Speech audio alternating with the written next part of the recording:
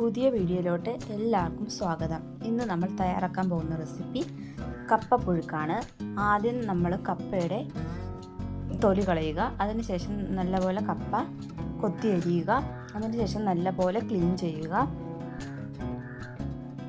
അതിനുശേഷം നമ്മൾ ക്ലീൻ ചെയ്ത കപ്പ നമ്മൾ വേറൊരു പാത്രത്തിലോട്ട് മാറ്റുകയാണ് ചെയ്യുന്നത്.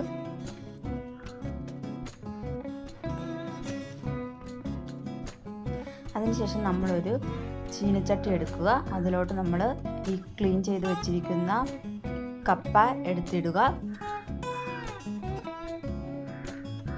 അതിനുശേഷം ആവശ്യത്തിന് മഞ്ഞൾപ്പൊടി ഇട്ട് കൊടുക്കുക. അതിനുശേഷം കപ്പ മുങ്ങുന്നത് വരെ വെള്ളം ഒഴിച്ചു കൊടുക്കുക. ഒരു ഏകദേശം 2-3 കപ്പ് വെള്ളമെങ്കിലും കപ്പയ്ക്ക് വേണ്ടി നമ്മൾ ഒഴിച്ചു കൊടുക്കുക. അതിനുശേഷം കുറച്ച് ഉപ്പിട്ട് കൊടുക്കുക. വേണമെങ്കിൽ നമുക്ക് കറിവേപ്പിലയും ഇതിൻ്റെ കൂട്ടത്തിൽ ചേർത്ത് ഇളക്കാം.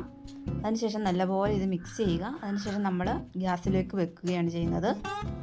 നല്ലപോലെ കപ്പ തിളപ്പിക്കുക. അതിനുശേഷം ഈ കപ്പ നമ്മൾ വെള്ളം ഊറ്റിക്കളയുക. അതിനുശേഷം ഒരു ജാർ എടുക്കുക. അതിലോട്ട് തേങ്ങാപ്പീര ഇടുക. അതിലോട്ട് കുറച്ച് വേപ്പില ഇട്ട് കൊടുക്കുക. അതിനുശേഷം കുറച്ച് മഞ്ഞൾപ്പൊടി ഇട്ട് കൊടുക്കുക. അതിനുശേഷം നമ്മൾ മിക്സിയിലിട്ട് അരക്കുകയാണ് ചെയ്യുന്നത്.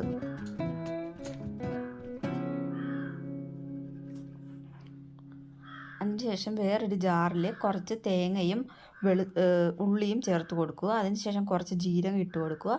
അതും ഇത് പറയുന്ന പോലെ മിക്സിയിലിട്ട് നല്ലപോലെ മിക്സ് ചെയ്യുക. അതിനുശേഷം നമ്മൾ മറ്റൊരു പാത്രത്തിലോട്ട് ഈ എടുത്തു വച്ചിരിക്കുന്ന കപ്പ മാറ്റുകയാണ്. അതിനുശേഷം നമ്മൾ കുറച്ച് പയർ വേവിച്ചിട്ടുണ്ടായിരുന്നു.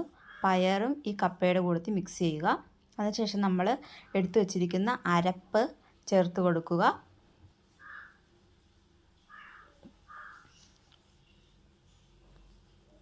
നല്ലപോലെ അത് ഇളക്കി കൊടുക്കുക.